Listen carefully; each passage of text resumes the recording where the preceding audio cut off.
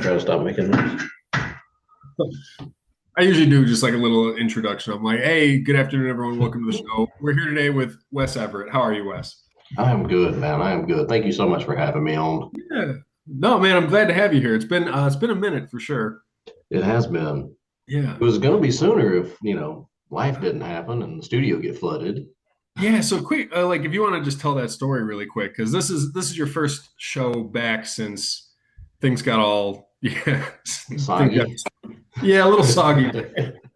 Yeah. So we went through this once before back in 2021. We just had like biblical portions of rain in a matter of minutes and Yeah. flooded everything. You can kind of see on this gray line. I don't know if it picks up on camera, Oh but that's yeah. how high the water was the first time. Well, It wasn't that bad this time, but it still got everything good and wet, good and damp. We had to um, like demold and all that stuff just to yeah. preventative. Yeah, it picked up one night, March 16th. Just it hit, and there was nothing you could do. It was 2 a.m. So Right. we came So yeah, down, you're splashed so through. So you've got a designated podcast space, but it's in a basement. So like every now and again, when there's these torrential downpours, and you're in the approximately Atlanta area. Yeah, North Georgia, closer to the Tennessee line, but yeah. Okay.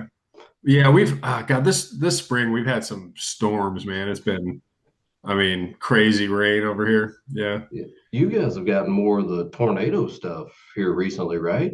A little bit. Yeah, we Are tend you to hearing get that? kind of the same weather as you guys. We're like an Okay. hour or two ahead, right? Like whatever we get, you guys are going to get after. But it feels Yeah. like we get more of the tornado stuff, like the isolated supercells, and then they start bunching up, and there's less tornadoes, but then just more rain.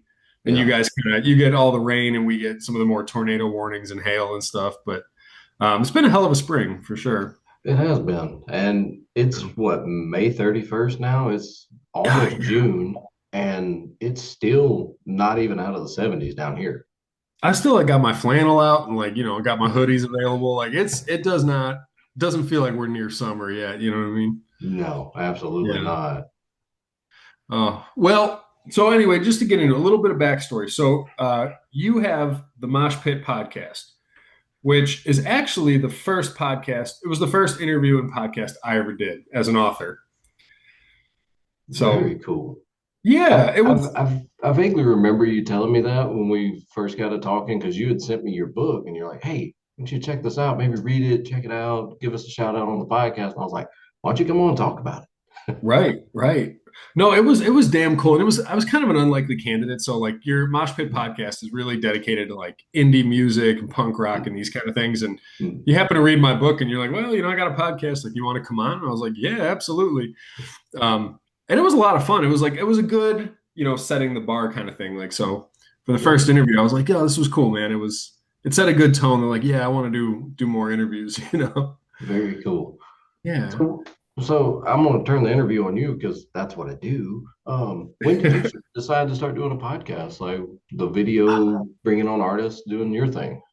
Yeah, so so I started a YouTube channel. I guess it's been a year. It kind of started with like, okay, so let's say you make a 1 minute video about whatever your brand is or subject. You can make that in TikTok and download it, and then you're like, well, I have the video. Let me just like throw it in Instagram and let me throw it in Threads and or Facebook, anywhere else, Twitter. And then it was like, well, wait a second, I might as well throw this on YouTube Shorts too. And then it was like, well, okay, I guess I'm a YouTuber now. I have a YouTube channel. I'm putting content on it every day. And it was like, okay, let's start doing some videos. And it was like, you know what? I want to interview interesting people. So I had like two different podcasts going. And one of them, I was just having trouble getting the right guests. Like I wanted to talk about personal development and self actualization, all these different things. And I had some good episodes. I had my realtor on, Oh, young guy my age, sold us our house. And I mean, entrepreneurial spirit, cool guy, did some great episodes. I got like a woo woo friend who's all on the spiritual and manifestation stuff. We did some crazy talks. And then a friend of mine who's an art model in Asheville, or in Appalachia, and after Helene, we brought her in, and just talk about like, hey, what does it look like over there, and what did it feel like to be on the ground after Helene kind of thing. Hmm. Um, but I couldn't get the consistency, like trying to find the right people to interview to like have, let's say once a week, I think is a good rhythm for a podcast. Yeah. I couldn't line it up, but I have all these author friends now, and I mean, we're all trying to like push our books and talk, and I mean, there was like, I mean, just so many people available. So that's been kind of the podcast that's been, you know, taken off in terms of like we got guests, we got frequency, we got people who watch every episode now. So it's kind of like niche, kind of like the Mosh Pit podcast, right? There's like a Yeah. certain audience and fan base, and they're pretty loyal and everything. So that's been kind of just the progression of the whole thing. Yeah, definitely. Well, I'm very proud of you, man. I appreciate I'm it. I'm proud of how far you've come. You knocked out another book, right? Yeah, man, I'm always right. I got to take a break here in a little bit and get a second job and get real. Like I got a 16-month-old son and we got a mortgage and I'm like, putting a lot into the videos and things. So I'm going to take a little break from writing, but I'm finishing this Greek mythology book right now that I'm absolutely right now. You're right next to the railroad tracks. Oh yeah, yeah. Sorry, that's the aesthetic around here. Oh, Train I like it. I stations. like it. So Good yeah. vibes. But yeah, I'm gonna have to take a break for a little bit. I'll probably still do some podcasts here and there, but kind of redirect and focus on. I'm kind of learning, and this is unfortunate. So the other day, I found a service that is like, we guarantee we'll make you a best-selling author if you give us $6,000, and they're like reputable. You know what I mean? Like Okay. I guarantee they can do it. They're not like some scam company. They're very well known.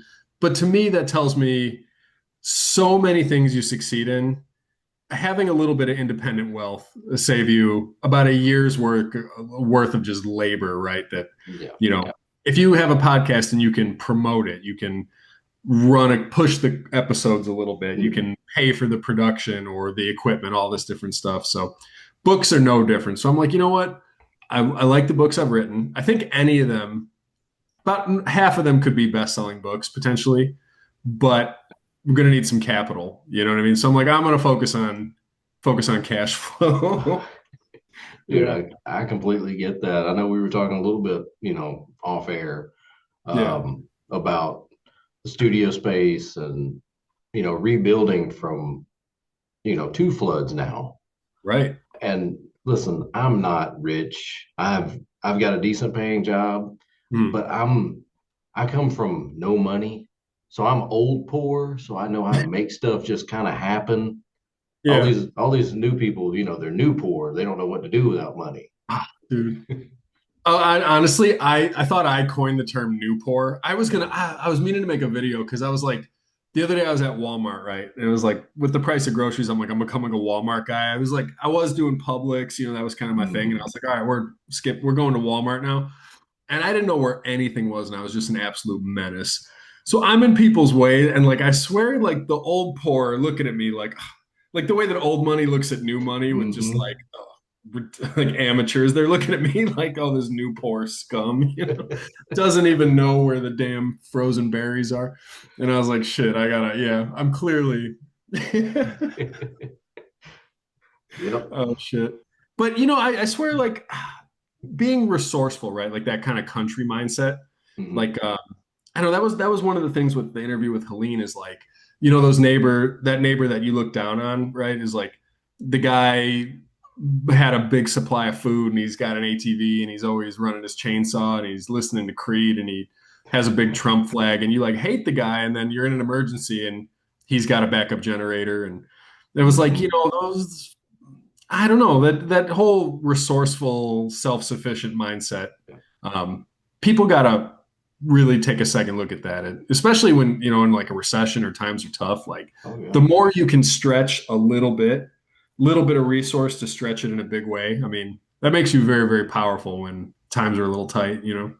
Oh yeah, definitely. So with the flood that we just had, so it totaled my Jeep. That Jeep No was paid kidding. off. Yeah, paid off. I haven't had a car payment in like 6 years. It's been And amazing. Now I have a car payment. oh shit. But I went ahead and splurged because I bought something that I've never had before, technically. I finally got me a truck, full Okay. size, 4-door Colorado Z71. Hey. And I've had it for less than a month now, and I've already made it more useful than my Jeep ever was. No kidding. We've had stuff in the living room where we did a remodel. We redid the bedroom and we took the bed out Yeah. and we changed the bed, the nightstands, all that stuff. Yeah. And we kept, everybody, oh yeah, I'll buy it from you. I'll buy it from you. Okay, well, it's here. You got to come get it, Yeah. please. And you can't haul a bed in a Jeep. No, no. So I was just like, what are we gonna do with this thing? So it's been sitting in the living room for like a year just Right. because haven't had a way to take it off. I'm not one of those to call, oh, I got a friend with a truck, I'll call him. And Right. I hate doing that. Yeah, just leaning on people when you don't really Hmm. need it. Yeah. Literally bought the truck, met my girlfriend in Hiram. I picked up another soft springless mattress, picked Yeah. up one of those that she had just bought. Same day I bought the truck, brought it home, loaded up the old bed frame, took it to a thrift shop downtown, cleaned out the living room. I mean, it's already paid for itself. It just done. Yeah. Yeah. No, honestly though, because I had that like my wife and I renovated a whole house a couple of years back, and it was like the amount of times I'm renting like a Menards truck, a Home Depot truck, trying to get the drywall, trying to get Yep. this and that. I was like, oh, like I need a truck so bad. And then you Hmm. get like, you're trying to sell something, you get this Facebook marketplace people, these people message you all hot and bothered.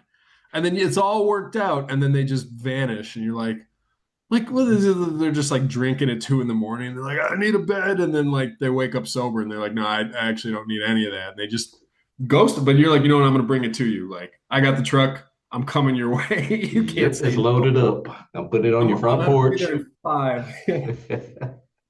Absolutely, Oh, man.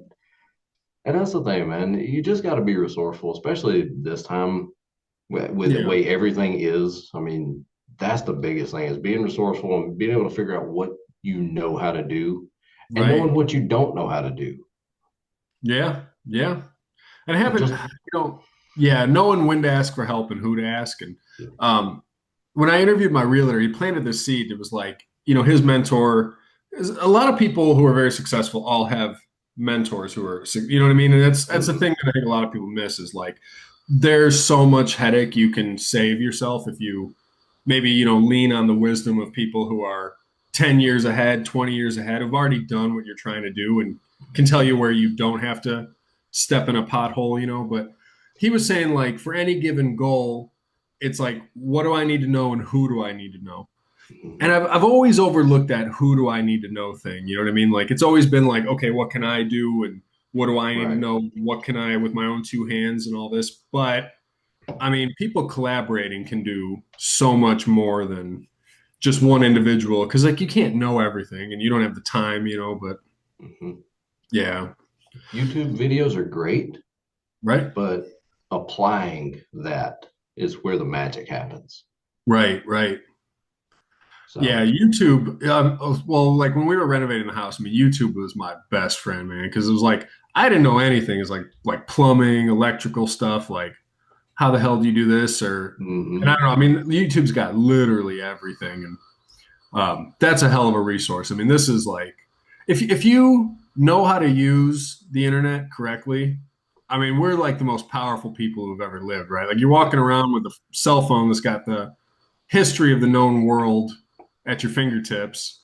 Yep. And we're mostly watching cat videos, but like if you were if you were disciplined and motivated, I mean like we are so powerful right now. Right. And Yeah. that's one of those things that, let's go back 5 years to the pandemic when everything was locked down.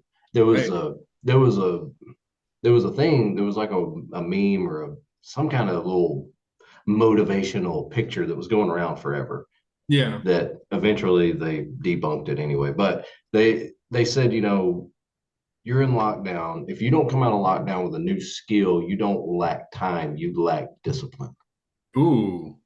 which I thought was really cool because I Yeah. actually did sit down. I mean, I got marked essential, so I didn't have as much downtime. But, Right. the month or two working from home, I did actually pick up one of my guitars that I own and Mhm. I got a couple chords down. I didn't get There you great, go. but, you know, Something about learning the guitar, like Okay, there's so few things these days. Like part of the problem with YouTube is people are very kind of utilitarian.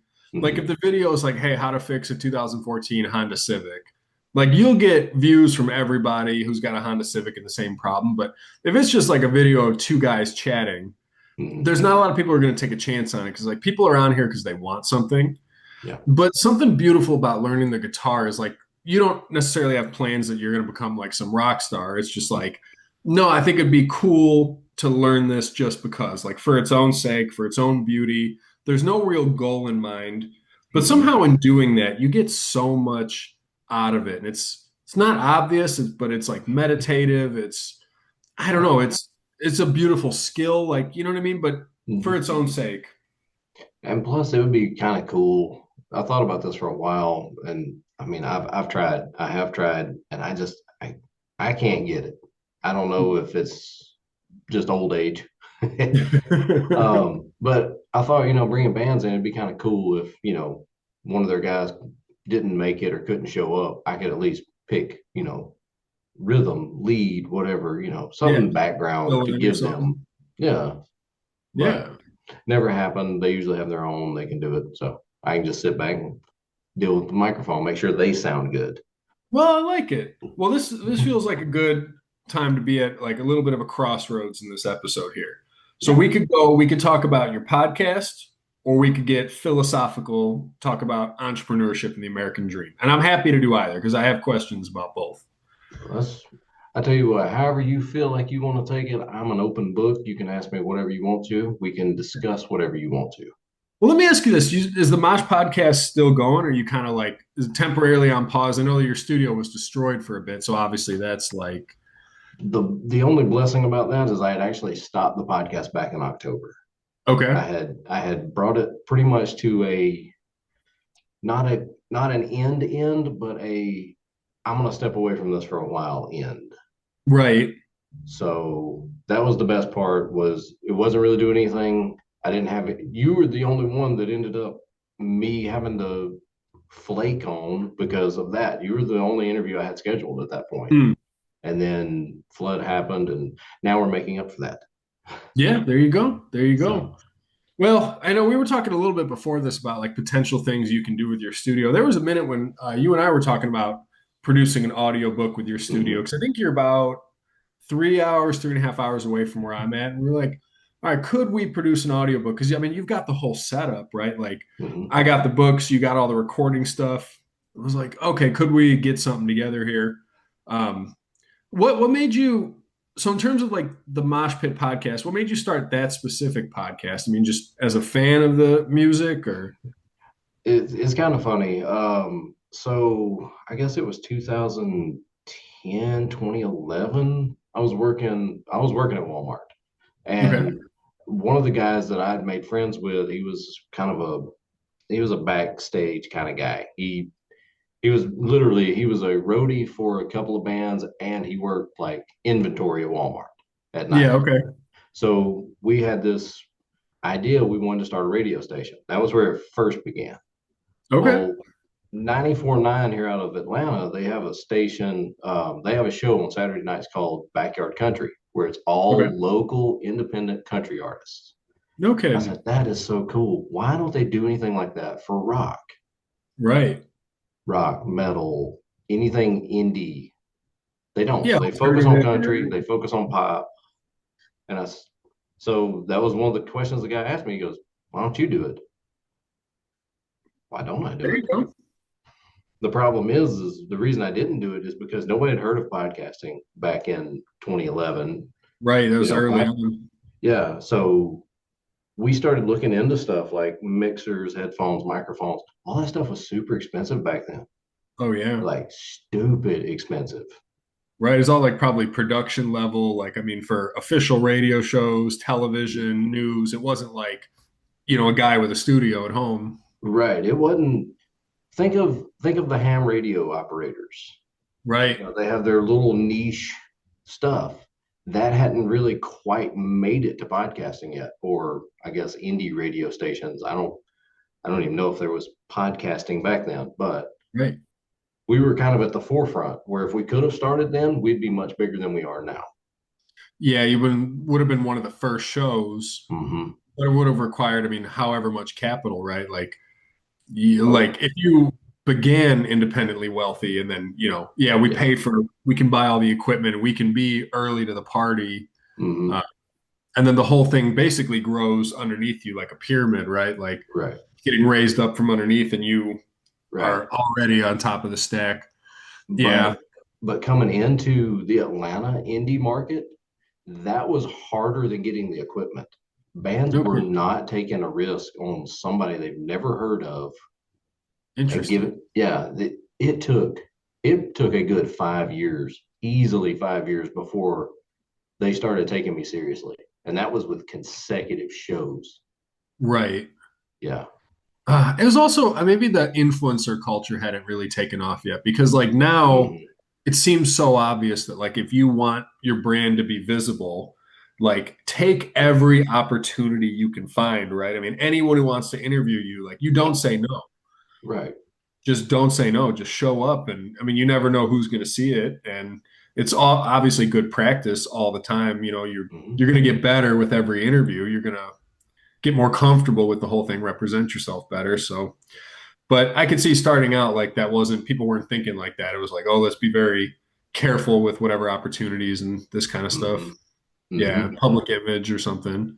Yeah, it was a fight, honestly. I mean, it was an uphill fight to get some of these bands to be like, okay, we're gonna send you a song.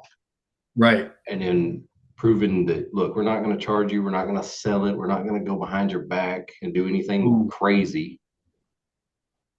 So That was kind of what they're worried about is like, oh, like the pirating and yeah. Yeah, that was yeah. when pirating was like at its peak and everybody was so scared to give away any of their stuff. But it's like, That's how do you actually how do you get heard? right. I mean, okay, so even if like let's say, your band, you got one album that's got 10, 11, 12 songs, even if someone steals one of your songs, like Hmm. it's still your voice, it's still your music. Maybe you're not getting paid for it, but if whoever pirated your stuff is really good and gets your stuff in front of a million people, like, well, what are the odds that 10% of those people are go looking for a second song or third song? They'll look into the album. Like Yeah, it's obviously pirating is terrible, but, I kind of also feel like visibility is visibility. yeah. You know what I mean? Oh yeah. And it's funny you mentioned pirating. There was an indie band when I was, God, I guess I was just out of high school. Yeah. That's probably '03 to '06. I found a band and I found them via a pirating website. It shall Okay. not be named, but everybody knows it.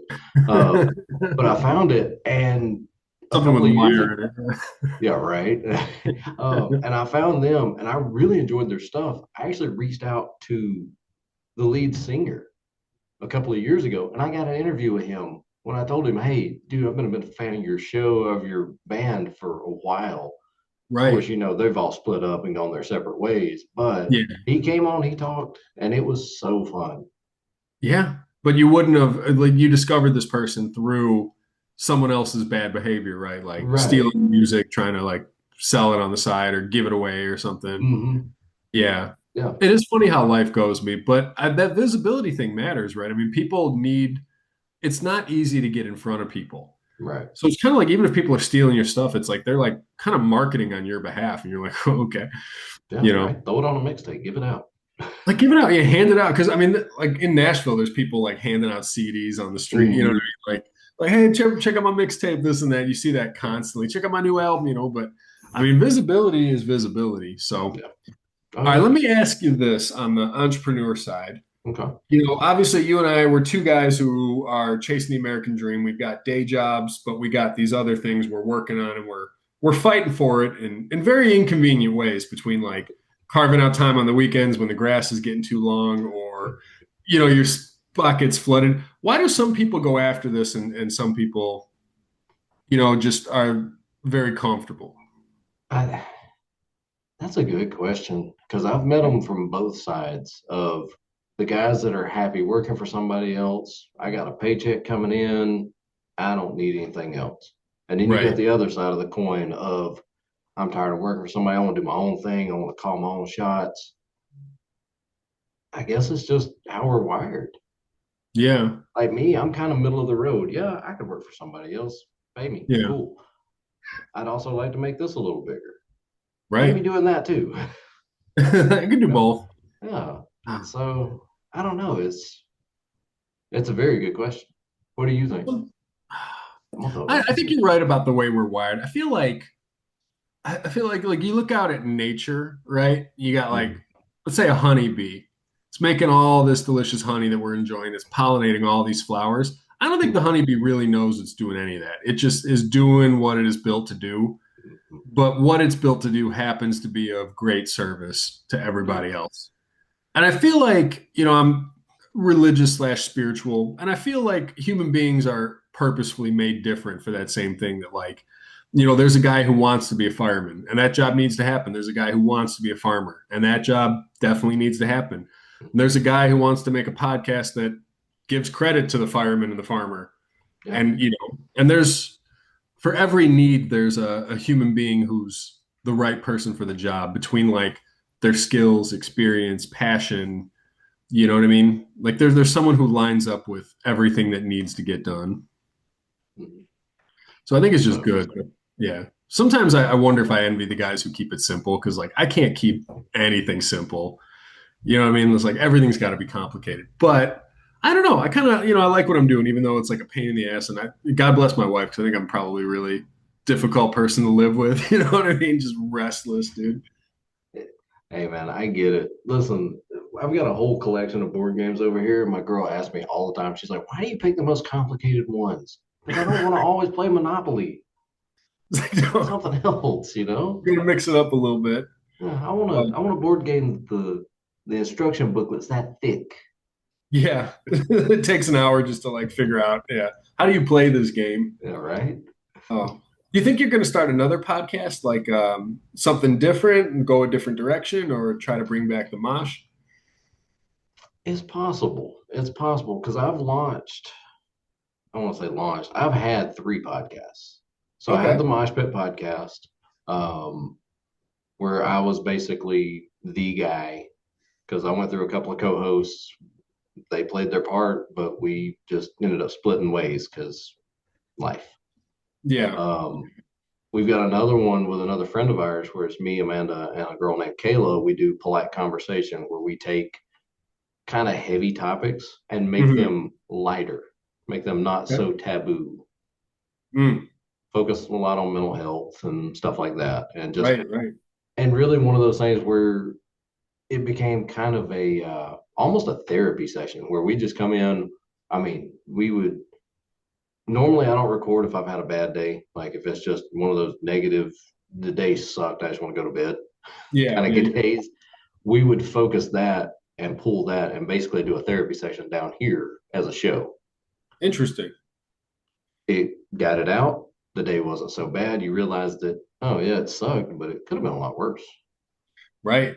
We still got a lot to be thankful for, but I feel like, I mean, that Mm-hmm. sounds very authentic, and I'm kind of like the hill that I'm dying on as an artist is that authenticity speaks to people. Mm-hmm. Like that's like one of these base things I believe that. Hopefully, I didn't get that wrong, But is that podcast still going, or is that one that was like a an It attempt for a while? it was an attempt. I think we got 10 or 15 episodes in, Yeah, and life just everything kind of got in the way. right. Like But I it's can feel that working though in yeah. terms of content, value for other people, Mm-hmm. authenticity. I mean, I could see that being a very successful thing, but then you got the thing where like you got multiple co-hosts and things like you're leaning on other people and their schedules and coordinating. Mm-hmm. I mean, that Yep. gets weird real quick. It does. And we had another one. I was on a third one because I had the studio, I had the spot. We did a Rockmart podcast and we talked about downtown stuff. We talked about, the town growing, new businesses, spotlight a Yeah. couple of business owners, entrepreneurs who have started their own thing and due to creative differences, I stepped away from that one. Okay. Um, Yeah, they wanted to do more sports, religion, and politics, and those are three things that I don't talk about on podcasts because you're Right. going to alienate half your audience either way you go. Yeah, yeah, yeah. You'll immediately alienate half, and then if you get too specific in what you believe, you'll start weaning people out, or like I don't know. Yeah, You'll just keep burning bridges as you go, probably, right? Because yeah. they're too personal at their core. Hmm. Yeah, even the sports thing, right? I mean, you got like two rival teams in town, and you say which one you like, and you're like, no, that's not my football team, and half the people immediately pissed off. Yep, and we are very much that way. If you know anything, Georgia Tech, Georgia, um, the Bulldogs and the Jackets. Yeah, That's yeah. literally what Rockmart and Cedartown are. We're the Jackets, they're the Bulldogs. So we Okay. already have that built-in feud. So it's like, Animosity. yeah, I don't want to do that. I mean, yeah, it'd be fun to bring them in, have them argue on the couch, but you know, It can work as long as you got like an advocate for both sides yeah. and they can just talk smack and you got a person representing each Mhm. viewpoint, let them And hash it. That could be fun, but yeah, and know that it's just banter. It's not, we're not going to end up in a fist fight in the parking lot. yeah, like we were friends walking in, we're gonna be friends walking out, and Right. we've got that foundation that we can that's the problem. I see a lot of debate videos and they can be political, they can be all kinds of things, but debates don't work anymore because there's no common foundation that we're still standing on, right? Like if we walk in with an agreement that like, okay, we're Americans or hey, we're fathers, we want a Right. better future for our children, but there's Mhm. no common foundation. Mhm. Like we just go into debates now as like we disagree, we're enemies, one of us is going to win, one of us is going to lose and there's Yeah. no handshake at the end. There's no handshake even walking up. And I mean, No. no wonder they're not productive talks. You know what I mean? And I think we've lost that gray line. I think we've Mm, lost that gray line where I get your point of view, but meet me halfway because we can make this work. yeah.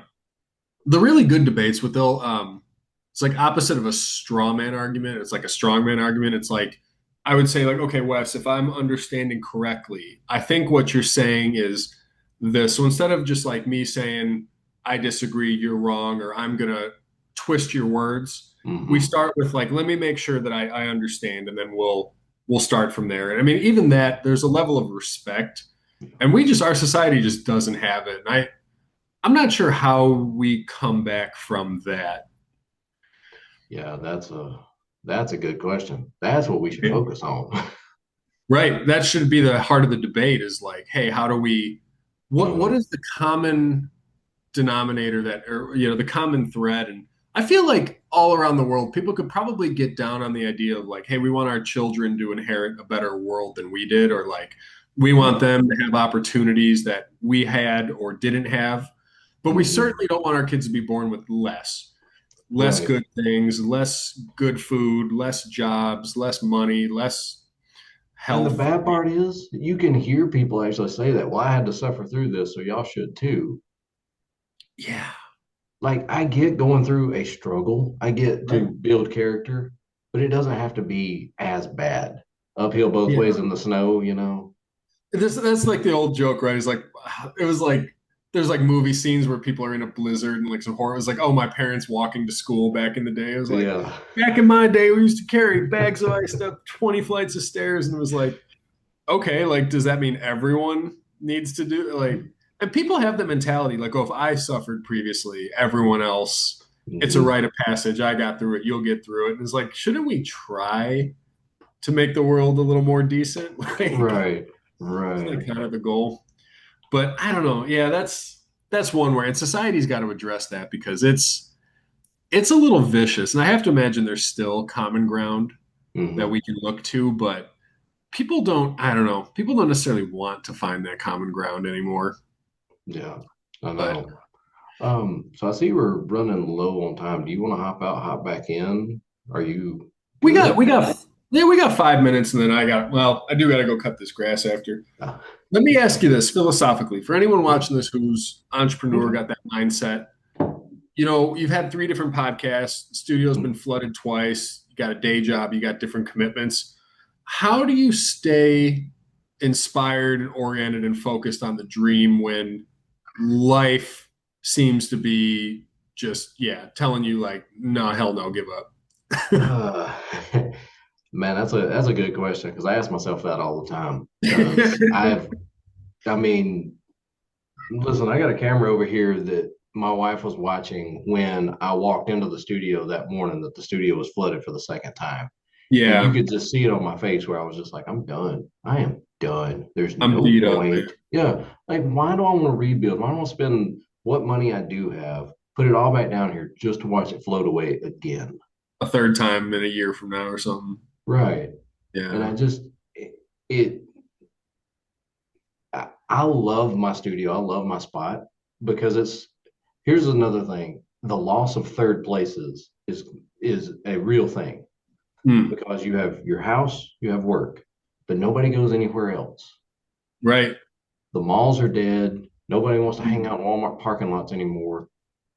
A third place is somewhere that's away from both your comfort zone and your I've got to do this to make money. Yeah. Okay. No, that's interesting. I haven't thought of that. I mean, for some guys, I know it's like the garage or Mhm. the wood shop or something, but Mhm. or maybe the gym for some people. You know what I mean? But Right. there's the third place. It's not my territory. It's not work territory, but um, it's a It's third almost like place we go. yeah, it's almost like Switzerland, neutral spot. Neutral spot, neutral territory. Yeah. No, that is interesting for sure.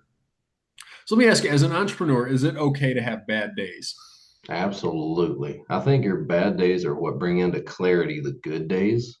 Ooh, okay. And I believe that as bad as the day is, the good days should be twice as good.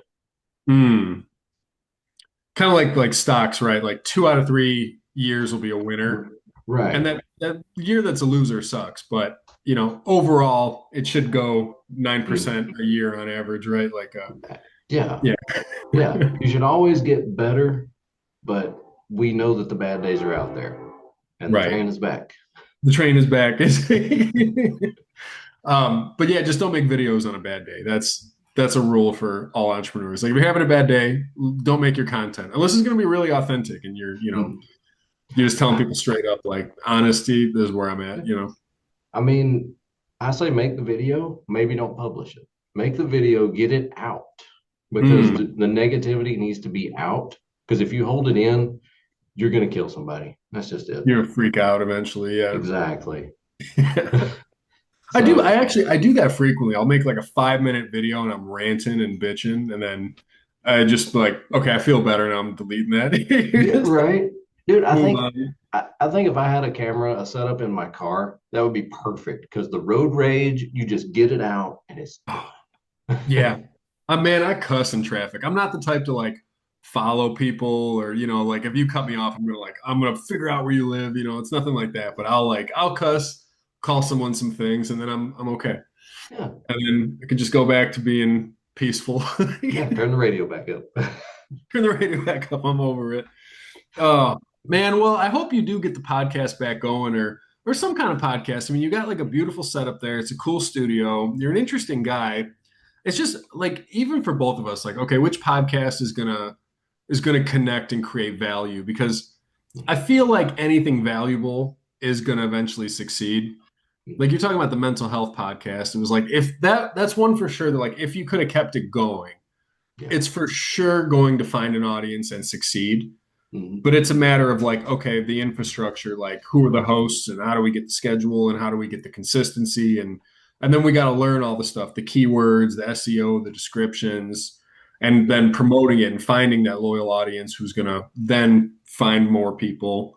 Yep. Um, yeah, but that sounds like one like subject matter, like to stick with it for sure would have worked, right? So I think so.